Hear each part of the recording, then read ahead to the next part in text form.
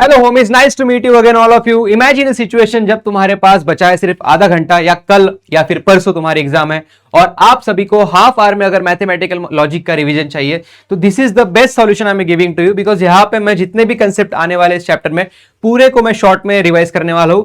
अगर आपको लगे कि इसको और बेटर वे में आपको प्रिपेयर करना है तो यूट्यूब पे मैथमेटिकल लॉजिक का वन शॉट अवेलेबल है, पीडब्ल्यू महाराष्ट्र पे, आप उसको देख सकते हो। साथ साथ आपको ये भी आइडिया आ जाएगा इस चैप्टर का रिवीजन से कि मेरा कितना पढ़ के हो चुका है या फिर मेरा क्या क्या बचा हुआ है। Is it clear? इसके लिए आप देख सकते हैं। फर्स्ट ऑफ ऑल अगर आप देखोगे तो आपके दिमाग में आया है कि भैया स्टेटमेंट और सेंटेंस में डिफरेंस क्या है। ओके, तो इतना याद रखना, सेंटेंस और स्टेटमेंट में ये डिफरेंस है। स्टेटमेंट का मतलब होता है कि जिसका आंसर आप लॉजिकली ट्रू और फॉल्स में नहीं दे सकते हो, इन शॉर्ट। ठीक है, for example may I go to washroom, इसका आंसर क्या आएगा? एक तो यस आएगा या फिर नो आएगा। Is it clear? पर सच गलत नहीं आएगा। पर अगर मैं बोलता हूं कि this pen is black, this pen is black, मैंने आपको बोला दिस पेन इज ब्लैक, तो ये पेन ब्लैक है क्या? ये पेन ब्लैक है क्या? नहीं सर, ये पेन तो व्हाइट है। मतलब लॉजिकली आप बोल सकते हैं कि गौरव आप गलत बोल रहे हो, मतलब आप जो बोल रहे हो क्या है वो ट्रू नहीं है, वो फॉल्स है। Is it clear? तो अगर मैंने आपको बोला कि इसके बाद इन दोनों में डिफरेंस बताओ, तो यही याद रखना, जिसका आंसर आप ट्रू और फॉल्स में दे सकते हो उसको हम लोग बोलेंगे सेंटेंस। और इसी के बीच में फिर आता है, हर सेंटेंस इतना छोटा नहीं होता है। कभी कभी क्या होता है कि सेंटेंस के बीच में जोड़ने वाला जो होता है उसको हम बोलते हैं कंजंक्शन। अब इस चैप्टर से कंजंक्शन तो बहुत सारे सर, हम कौन से याद रखें? इस चैप्टर में जो मोस्टली यूज्ड कंजंक्शन है वो है अपने एंड, और, if, then, and if and only if, if and only if. इतना क्लियर? इन चारों कंजंक्शन से हमारे दो स्टेटमेंट जुड़ने वाले हैं। तो कंजंक्शन का मतलब क्या होता है सर? कंजंक्शन का मतलब होता है तुम्हारे दो स्टेटमेंट को या दो सेंटेंस को जोड़ने वाला। लेकिन याद रखना, मैंने यहां पे लिखा है सिंबल्स। सिंबल्स का मतलब होता है कि आज के बाद हम किसी भी सेंटेंस को सिंबॉलिकली पढ़ने वाले, मतलब हमको ये सेंटेंस को लिखने की आवश्यकता नहीं है। मैं किसी भी अपने फर्स्ट सेंटेंस को लिख दूंगा एस पी और किसी के सेकंड सेंटेंस को लिख दूंगा मैं एस क्यू। अगर दो सेंटेंस है तो पी एंड क्यू, इसके बीच के कंजंक्शन के भी सिंबल हमारे पास आगे अवेलेबल है, वो सिंबल मैं आपको आगे लिख के देता हूं। ठीक है, तो फॉर एग्जांपल मैंने बोला कि मेरा फर्स्ट सेंटेंस पी है, सेकंड सेंटेंस क्यू है, और अगर आप लोगों ने बोला मुझे how to write a sentence symbolically, तो याद रखना, देखो इफ और देन को फिलहाल भूल जाओ। यू आर रेडी, ये मेरा पी है। Okay, I am also ready, ये मेरा क्यू है। तो मेरे दो सेंटेंस मेरे आगे आ गए। एक सेंटेंस मेरा पी है, एक सेंटेंस क्यू है। तो ऑब्वियस सी बात है, इन दोनों को जोड़ने वाले का कंजंक्शन कौन है? If then. तो याद रखना, एंड को रिप्रेजेंट करता है सिंबल ये, उल्टा वी बोलो, और को रिप्रेजेंट करता है तुम्हारा सिंबल ये वाला। इफ देन को रिप्रेजेंट करने वाला सिंबल जो है गाइस वो है तुम्हारा single imply, and if and only if का जो सिंबल होता है गाइस वो है अपना double imply. Is it clear? Is it clear? तो ये जो दो सेंटेंस है तुम्हारे आगे मैंने दिया हुआ हो, इनके बीच में फिलहाल इफ देन है, तो I can write it as P single imply Q. Okay, this is the easiest formation that you can write your sentence in a way of symbolically। और आज के बाद हम लोग symbolically ही डील करने वाले हैं। कीप अ रिमाइंडर, हम सिंबल से ही डील करेंगे। ओके, इसके बाद आता है फिर तुम्हारा अगर आपको मैंने पूछा कि सर क्या आप हमें एक चीज बता सकते हो ये हमें किस काम में आएगा? ओके, तो 1.1 में इसके ऊपर एक एक्सरसाइज दी हुई है, क्वेश्चन नंबर 1 और क्वेश्चन नंबर 2 देख लेना। वहां पे आपको अपने सेंटेंस को सिंबॉलिकली लिखना है। ठीक है, तो जहां पे ये वर्ड्स आए वहां पे सबसे पहले याद रखना, लिखने का तरीका ऐसा होता है कि तुमको बताना पड़ता है उनको कि लेट मेरा first sentence equals to P, let मेरा second sentence equals to Q. Okay, first sentence मेरा पी है, सेकेंड सेंटेंस मेरा क्यू है, इनको मैं जोड़ रहा हूं सिंबॉलिकली और उसके बाद तुम्हारा आंसर आएगा। ठीक है, अब तुम्हारा सेकेंड पार्ट आता है जिसको बोला जाता है a truth value of sentence. What is the meaning of word truth value? Truth value का मतलब होता है, अब फॉर एग्जांपल मैंने बोला कि this pen is white and his pen is black. तो ऑब्वियस सी बात है कि मैं दो चीजों को जोड़ रहा हूं। पर जब मैं लॉजिकली आपको बोल रहा हूं this pen is black and this pen is white, मतलब मैं आपको बोल रहा हूं कि आप मेरे दोनों सेंटेंस के ऊपर विश्वास करो, क्योंकि एंड का मतलब होता है भी। ओके, मतलब ब्लैक भी है और व्हाइट भी है। तो ऑब्वियस सी बात है इसमें से एक सेंटेंस ट्रू है क्योंकि व्हाइट तो चल रहा है सर ये, और एक सेंटेंस इनकरेक्ट है। ऑब्वियस सी बात है, पर ये पूरे सेंटेंस का आंसर सर ट्रू रहेगा कि फॉल्स?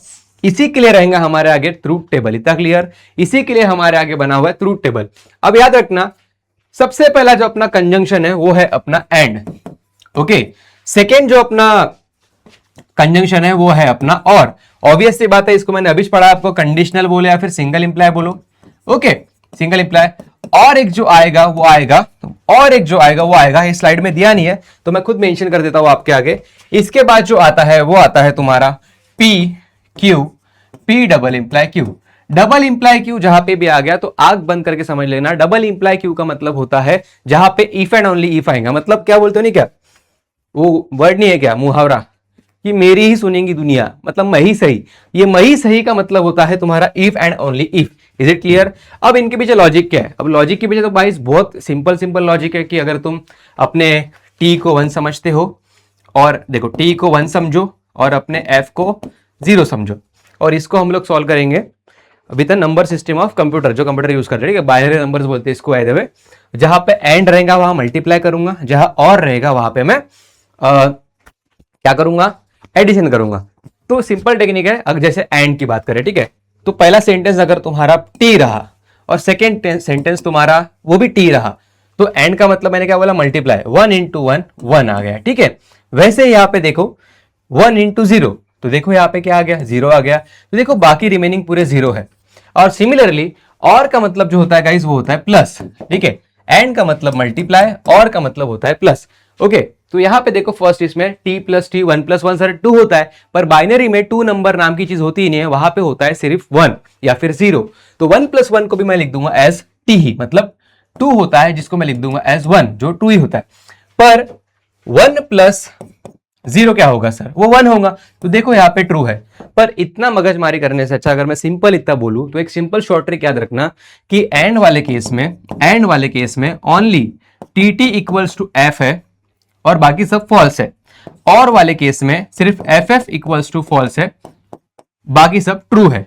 ये याद रखना, ठीक है। इतना दिमाग मत लड़ाना, बिकॉज तुम्हारे पास सॉल्व करते हुए टाइम बहुत कम बचेगा। ओके, यहां तक क्लियर। अब इसके बाद आता है truth table for the conditional. मतलब यहां का लॉजिक है सर, यहां का लॉजिक बहुत ही सिंपल है। यहां भी तुमको एक ही आदमी लन रखना है, क्या, टी एफ रहा तो मतलब पहला टी दूसरा एफ रहा तो फॉल्स। देखो यहाँ पे टी एफ रहा तो फॉल्स, और बाकी के बाकी पूरे केस अपने क्या है, ट्रू है। इतना क्लियर? तो सर फिर बाकी हम कैसे याद रखें? बाकी याद क्यों रख रहा है तू? अगर तुमको मैंने बोला कि 100 बच्चे में से 2 बच्चे जो है उनको 90% है, तो तू 98 बच्चों को लन रखेगा कि 2 बच्चों को नाम लन रखेगा? ऑब्वियस सी बात है 2 बच्चों के नाम लन रखेगा। वैसे ही यहाँ पे तुम अपने टॉप पिक्स को लन रखो ना, बाकी सब जो रहेंगे क्या रहेंगे। अगर एंड में टीटी अपना एफ होता है तो सिंपल सी बात है बाकी के पूरे केस जो होंगे वो क्या, सॉरी टीटी जो होगा एंड केस में वो क्या होगा, टी होगा, और बाकी के सभी क्या होंगे, अपने फॉल्स होंगे। तो तू वही याद रखना। और में क्या होगा सर, एफ एफ रहा तो फॉल्स है, मतलब बाकी सब ट्रू है। ओके, अब आता है गाइस तुम्हारा फेवरेट डबल कंजंक्शन, ठीक है। अब डबल कंजंक्शन का मतलब क्या होता है, या फिर सॉरी डबल कंडीशनल मतलब बाय कंडीशनल मतलब आपका double imply. The meaning of double imply simple सी याद रखना, डबल इंप्लाई का मतलब, ठीक है। अब डबल इंप्लाई का मतलब क्या होगा, अब देखो यहां पे सिंपल लॉजिक है, same sign true and different sign guys तुम्हारा हो जाएगा false. Same sign true and different sign false. इसका सिंपल सा मतलब रहा कि अगर तुम्हारे आगे टी टी एफ एफ रहा तो ट्रू है, और बाकी सभी के सभी केस जो है तुम्हारी फॉल्स है।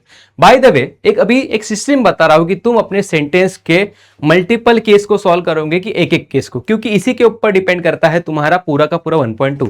तो याद रखना 1.1 में तुमको दिया हुआ रहता है कि समझ लो मैंने लिखा P एंड Q, तो वो लोग आपको बताते हैं कि मेरा जो पहला सेंटेंस है, या फिर वहां पे सेंटेंस दिया रहेगा तुमको। एग्जांपल समझो, मैंने तुमको बोला कि water is liquid and stone is liquid के बाद क्या आता है, गैस। अब देखो इसको अगर मैं लिखूंगा लॉजिकल सेंटेंस में तो ऑब्वियस सी बात है मेरा पहला पी एंड का मतलब ये सिंबल, स्टोन इज गैस तो नहीं है सर, पर यहां मुझे पहले क्यों लिखना पड़ेगा, बिकॉज फर्स्ट स्टेप का नाम होता है कि हम सिंबॉलिकली लिख ले। पर ये हुआ तुम्हारा सिंबॉलिकली लिखना, मतलब तुम सेंटेंस को लिखोगे कैसे। ओके, तो सर लिख के तो रख दिया हमने। ओके, तो यहां तुमको मिल गया तुम्हारा हाफ मार्क। ये बात हो रही है 1.1 की। ओके, पर अगर तुम बात करोगे इसके बाद की ट्रूथ वैल्यू की, तो देखो यहाँ पे ट्रूथ वैल्यू क्या आएंगी इसकी, सर पहला सेंटेंस जो है वो अपना ट्रू है एंड सेकेंड वाला जो है वो है फॉल्स है। तो हमको लिखना पड़ता है ओवरऑल सेंटेंस की ट्रूथ वैल्यू। तो जल्दी बताओ ओवरऑल सेंटेंस की ट्रूथ वैल्यू क्या आएंगी। तो ऑब्वियस सी बात है इस ओवरऑल सेंटेंस की जो ट्रूथ वैल्यू आएंगी गाइस वो आएंगी फॉल्स। क्यों सर, अभी हम लॉजिकल टेबल पढ़े थे लॉजिकल टेबल कि टी एंड एफ का जो आंसर आता है वो एफ ही आता है। या फिर अभी मैंने बताया तुमको कि एंड वाले केस में सिर्फ और सिर्फ टी का मतलब टी है, ओके, और बाकी सब क्या है, फॉल्स है, तो बाकी सब क्या है, फॉल्स है। But difference between 1.1 and 1.2 is कि 1.1 में जो है तुम्हारे आगे इन लोगों ने एक ही केस दी। एक केस का मतलब कि पहला ट्रू होगा दूसरा फॉल्स होगा, या पहला ट्रू दूसरा ट्रू होगा, मतलब उन्हीं लोगों ने बताया कि पहला सेंटेंस क्या है और सेकंड सेंटेंस क्या है। But difference in 1.2 is in लोगों ने आपको बोला कि हर केस पे काम करो। The meaning of her case is, सबसे पहले तो मैं ये डबल इंप्लाई के टेबल लिख देता हूं यहां पे, T T F F T F T F, ठीक है। अब the meaning of her cases कि हमारी गलती कहां पे होती है 1.2 में, हमारी गलती यहां पे होती है कि कितने नंबर ऑफ सिचुएशंस बन सकती है। फॉर एग्जांपल अगर मैंने बोला मेरे आगे है पी क्यू, मतलब दो ही सेंटेंस है और उसके ऊपर बहुत बड़ा सेंटेंस लिखा हुआ है, कुछ भी हो, ठीक है, 1.2 देख लो एक बार अच्छे से। और मेरे आगे आती है सेकेंड केस, जहां पे इन लोगों ने मुझे दिया है पूरे मिला के first sentence P, second Q और थर्ड आर। तो ऑब्वियसली बात है मैं आर को लिखूंगा थोड़ा शॉर्ट फॉर्म में, मतलब अपने कर्सिव में, क्योंकि यहाँ पे हमेशा सिंबल अपने सेंटेंस के जो होते हैं पी क्यू आर उनको अपन शॉर्ट लेटर्स में लिखते हैं, ठीक है।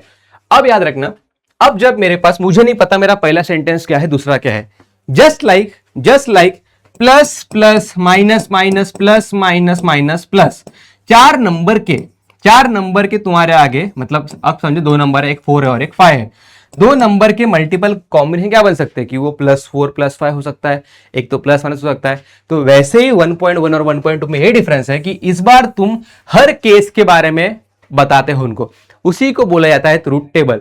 बट इसके पहले याद रखना कि अगर तुम्हारे पास दो सेंटेंस है तो केस कितने बनेंगे, तो सिंपल याद रखना, ऐसा लिख के छोड़ देना, T T F F, okay, और ये क्या आएगा, टी एफ टी एफ। मतलब अगर तुम्हारे पास दो सेंटेंस रहे तो तुम जो रेशियो यूज करेंगे 2:1। द मीनिंग ऑफ 2:1 इज कि पहले के दो दूसरे का एक। देखो पूरे मिला के यहाँ पे 1 2 3 4 कॉम्बिनेशन अपने आप बन गए हैं गाइस, ठीक है। पर अगर तुम्हारे आगे 3 सेंटेंस रहे, ओके, 3 सेंटेंस रहे, तो याद रखना कि तुम लोगों को यहाँ पे इतना याद रखना है कि यहाँ पे पूरे मिला के 4:2:1 का कॉम्बिनेशन बनेगा। मतलब T T T T T T T, इतना ही बनेगा क्या, नहीं। अगर 4:2:1 का मतलब अगर 4 ट्रू है तो तुम्हारे आगे तुमको 4 फॉल्स बनाने पड़ेंगे। फिर T T F F T T F F T F T F T F T F. देखो ऐसे पूरे मिला के, अब मैं टेबुलर फॉर्म में तो नहीं लिख पाया इसको बराबर, लेकिन देखो यहाँ पे पूरे मिला के 8 कॉम्बिनेशन बनेंगे। इसीलिए बोला जाता है कि पीक्यूआर के सवालों में यूजुअली 8 रोज बनते हैं और पीक्यू वाले सवालों में सिर्फ और सिर्फ 4 ही रोज बनते हैं। इज इट क्लियर, यहाँ पे 4 ही रोज बनते हैं।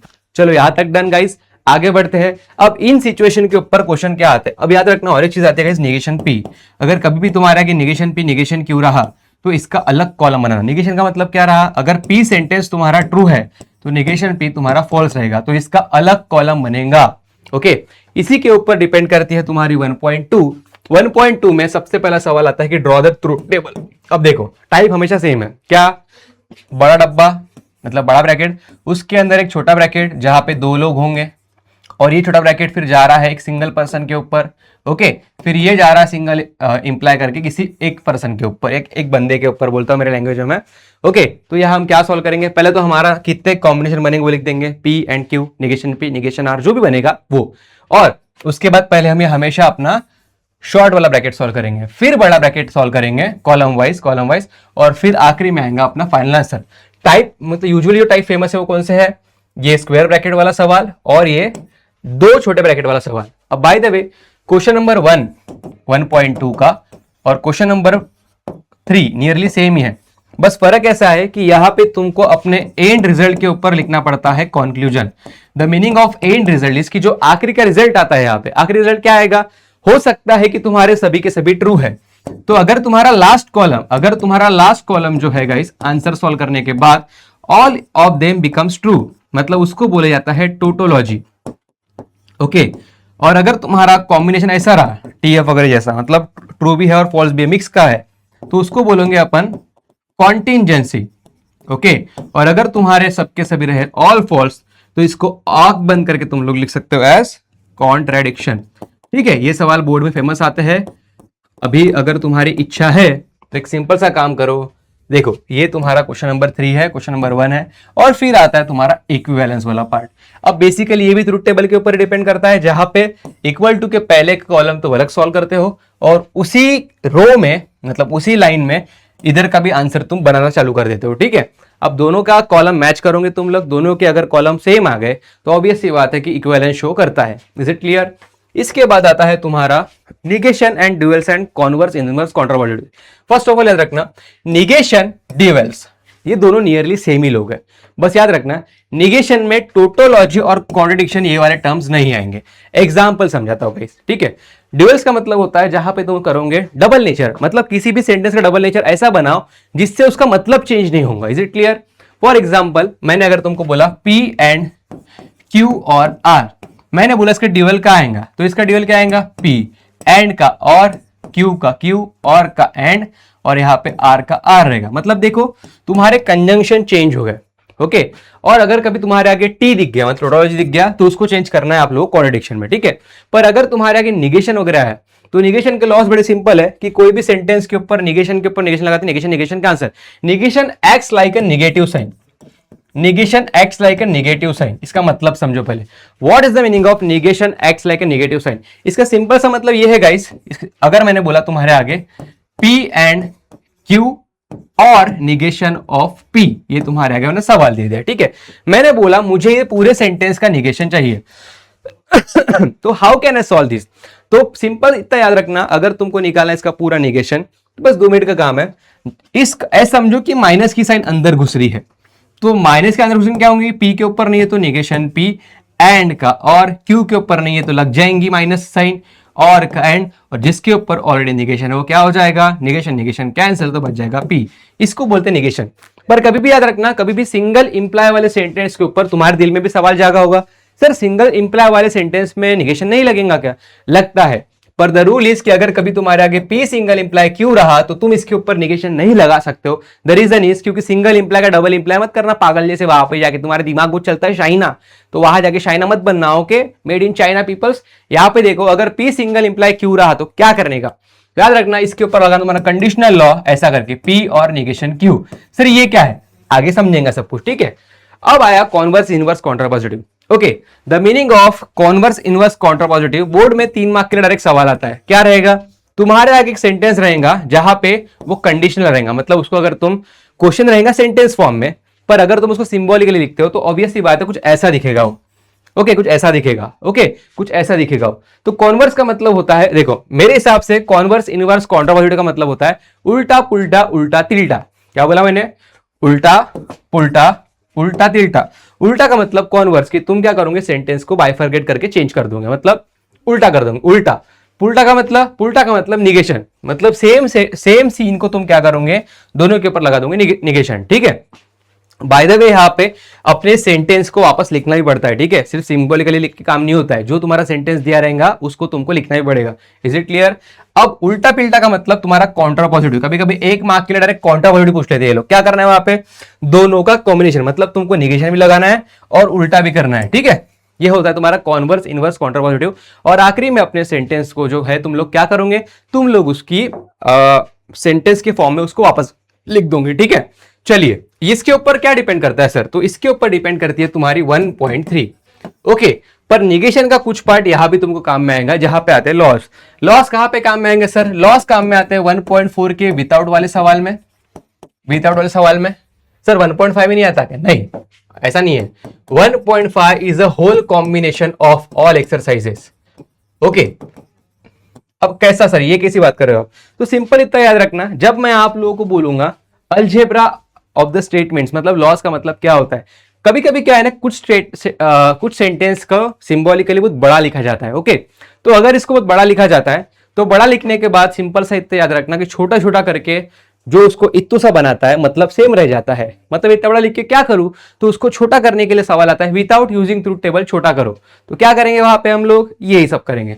तो सबसे पहले याद रखना हमको सब लॉस की जरूरत नहीं है, कुछ कुछ जो इंपॉर्टेंट लॉ है गाइज वो ये है। सबसे पहला जो है तुम्हारा डिस्ट्रीब्यूटिव, मोस्ट इंपॉर्टेंट लॉ क्या है वहां पे, इट वर्क्स लाइक कि साइन अंदर घुस रहा है। एग्जाम्पल समझो, तुम्हारे पास मैंने लिखा 3 × x + y, तुम 10th में क्या करते थे इसको 3 × x प्लस 3 इंटू वाई।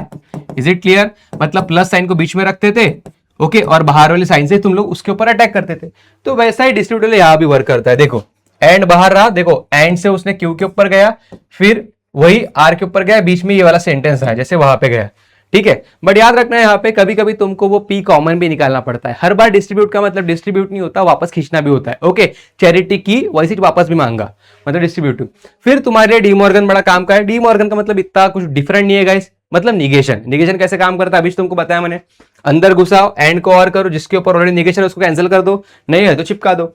फिर आता है आइडेंटिटी लॉ, मोस्ट इंपॉर्टेंट। मतलब मैंने वैसे भी यूट्यूब शॉर्ट में इसका एक शॉर्ट में एक ट्रिक दिया हुआ है कि तुम किसी भी लॉस को लर्न कैसे रख सकते हो।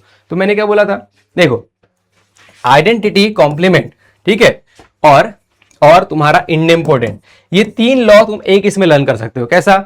इतना याद रखना, तुम्हारा बंदा भिड़ रहा है बंदे के ऊपर तो वहां लगेगा इंडेम्पोर्टेंट, मतलब पी भिड़ रहा है पी के ऊपर, क्यू भिड़ रहा है क्यू के ऊपर, तो क्यू एंड क्यू रहे कि पी और पी रहे, आंसर एक ही सिंबल आता है, ठीक है।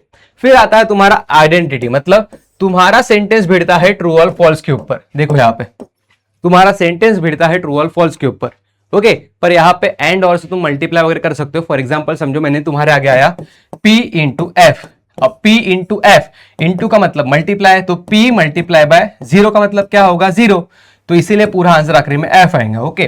तो ये होता है तुम्हारा आइडेंटिटी लॉ। अब कॉम्प्लीमेंट का मतलब क्या होता है? कॉम्प्लीमेंट का मतलब होता है तुम्हारा सेंटेंस भिड़ रहा है, ठीक है, एंड या फिर और से खुद के निगेशन के ऊपर। तो अगर वो P भिड़ रहा है खुद के निगेशन के साथ एंड से, तो आंख बंद करके फॉल्स लिख देना। P भिड़ रहा है खुद के निगेशन के ऊपर और से, तो वहां पे आंसर T लिख देना। इतना क्लियर? पूरा का पूरा खेल गाइस याद रखना अच्छे से, इंडेम्पोर्टेंट, डिस्ट्रीब्यूटिव, आइडेंटिटी और कॉम्प्लीमेंट के ऊपर डिपेंड करता है। कभी कभी तुमको डी मॉर्गन काम में आता। सर कंडीशनल बाय कंडीशनल मतलब क्या होता है? सीधी सी बात है, तुमको लर्न ही करना पड़ेगा, बिकॉज सिंगल इंप्लाई और डबल इंप्लाई के ऊपर कोई भी लॉज नहीं बने हुए हैं। इसीलिए सबसे पहले बाय कंडीशनल और कंडीशनल और बाय कंडीशनल का मतलब होता है गाइस कि तुम्हारे सिंगल इंप्लाई और डबल इंप्लाई को कन्वर्ट करना काय में, एंड या फिर और में। तो देखो तुम्हारे आगे यहाँ पे दिया हुआ है और मैंने अभी जिसको यूज किया तुम्हारे मुंह के आगे, ठीक है। Is it clear? चलिए अब बढ़ते हैं हम इसके ऊपर। सर क्या डिपेंड करता है?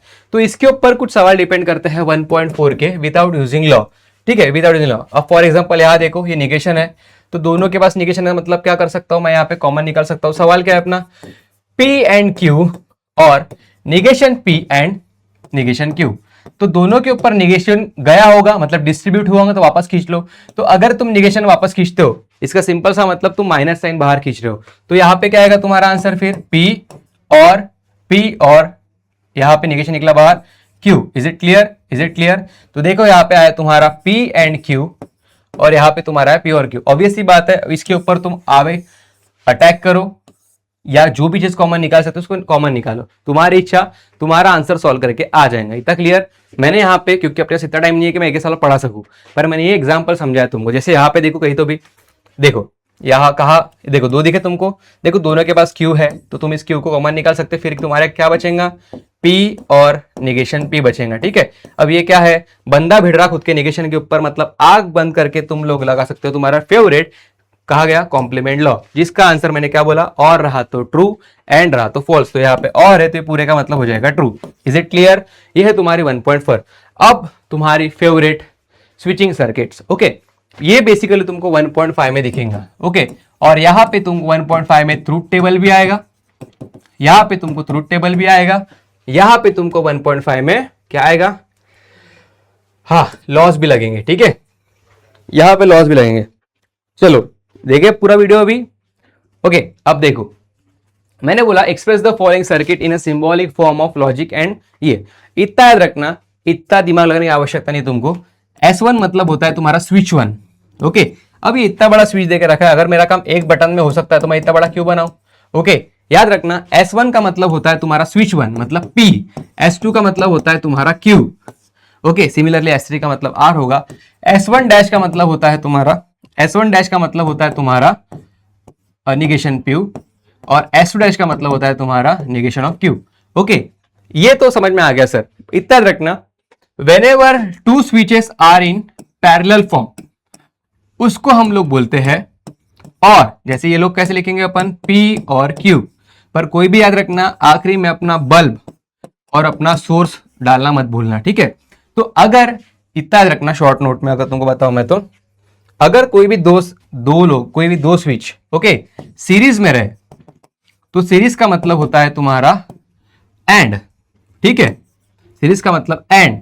और अगर वो दो लोग पैरेलल में रहे तो उसका मतलब होता है और। फॉर एग्जांपल यहां समझो, अगर तुमको सवाल आया कि इसको लिखना है, तुमको स्विचिंग सर्किट को कन्वर्ट करना है तुमको काय में, सिंबॉलिक फॉर्म में, देखो जैसे लिखा हुआ है यहाँ पे, तो ऑब्वियसली बात है मेरा पहला बंदा कौन है, S1 डैश, मतलब निगेशन P जो है वो लाइन में है, मतलब सीरीज में है, मतलब एंड में है, किसके साथ, Q के साथ, ओके। अब ये पूरा का पूरा लाइन जो है वो पैरेलल में है, मतलब और में है, दे दिया ब्रैकेट क्लोज, दे दिया अगला ब्रैकेट, अगला ब्रैकेट में क्या है, दो लोग फिर सीरीज में है, कौन, पहला है तुम्हारा S1 मतलब P, सीरीज में मतलब लाइन में मतलब एंड में, सीरीज मतलब एंड में, फिर क्या है तुम्हारा negation of Q। Is it clear? ये हुआ तुम्हारा conversion of switching circuit to symbol या फिर सिंबॉलिकली।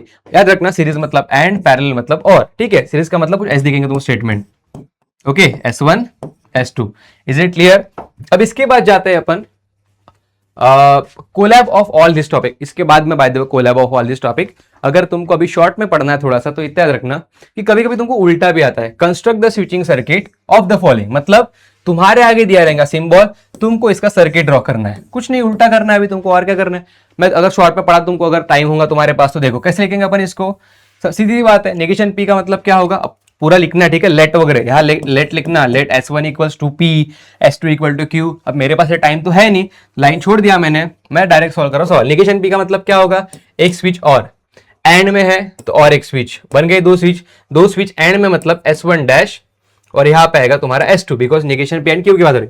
अब ये पूरा का पूरा और में है, मतलब और नीचे बनेगा कुछ तो भी, पैरेलल और मतलब पैरेलल, क्या बनेगा P का मतलब क्या, S1, ओके। फिर से इसके बाद सीरीज में तुम्हारा नेगेशन R मतलब S3 डैश, हो गया। एटलीस्ट तुम्हारे पास तुम्हारी ये तो आ गई, क्या बोलते हैं उसको, स्विचेस तो आ गई। अब स्विचेस के बाद गाइस क्या है तुम्हारा काम, सबसे पहले सोर्स बनाना अपना, और सोर्स क्या बनाना तुम्हारा बल्ब में अपना दिल डाल सकते हैं ऐसा, ओके।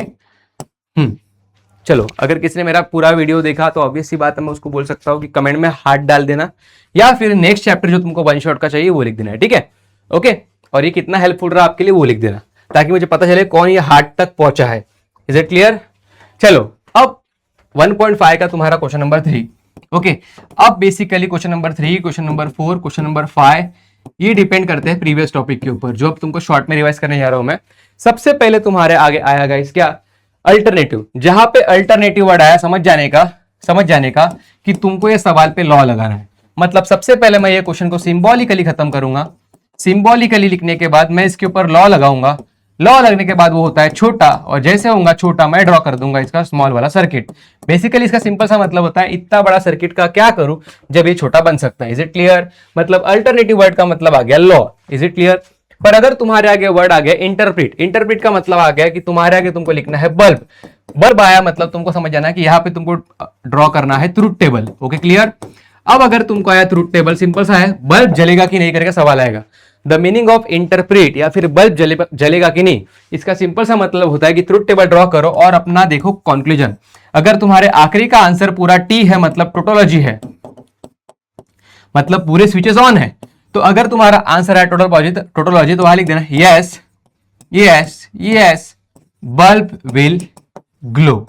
Is it clear? और इसके जगह अगर तुम्हारे आ गया कॉन्टिजेंसी भी आया, कॉन्ट्रडिक्शन भी आया, एक भी फॉल्स आया तो भी कॉन्टिजेंसी गया हो, और पूरे के पूरे फॉल्स है फिर तो भूल ही जाओ, मतलब तुम्हारा बल्ब ग्लो नहीं होगा, तो यहां लिख देना नॉट ग्लो, ठीक है।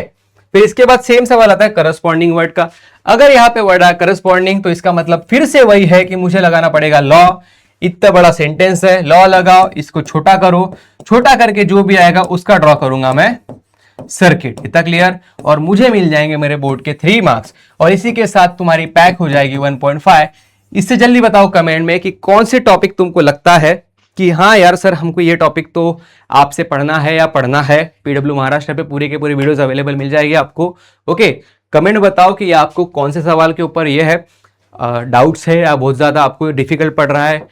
अगर आपको मैं बोलूं कि इसको इजी कैसे करें सर, तो यूट्यूब पे मैथमेटिकल लॉजिक का पूरा वन शॉट अवेलेबल है, एक बार देखो। और बाय द वे अपन ने 1.1 से लेके 1.5 तक पूरे के पूरे जितने भी सब टॉपिक्स आ सकते हैं एक बार रिवाइज कर लिए।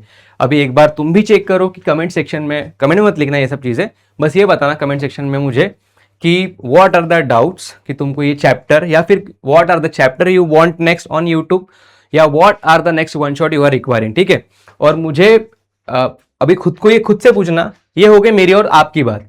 अभी इसके बाद खुद को ये पूछना गाइस, खुद को ये पूछना कि यार मेरा कितना पढ़ के हो चुका है, या फिर इस टॉपिक के ऊपर भड़ापड़ अपनी बुक्स निकालो, बुक्स में कंपेयर करो, अरे सर ने ये बताया क्या, ठीक है चलो फिर वो टॉपिक पढ़ लो। और इस आधे घंटे के वीडियो की मदद से आप लोगों का पूरे दिन भरे में पूरा रिवीजन में एक चैप्टर खत्म हो सकता है। ठीक है, वीडियो अच्छा लगा तो thank you for it, thank you for giving your time. जो आखिरी तक पहुंचा उनको मैंने पहले बोला, drop your red heart, love you all, comment में उम्मा लिख देना, लव यू ऑल, बाय। मिलते हैं नेक्स्ट 30 मिनट रिवीजन में, बाय।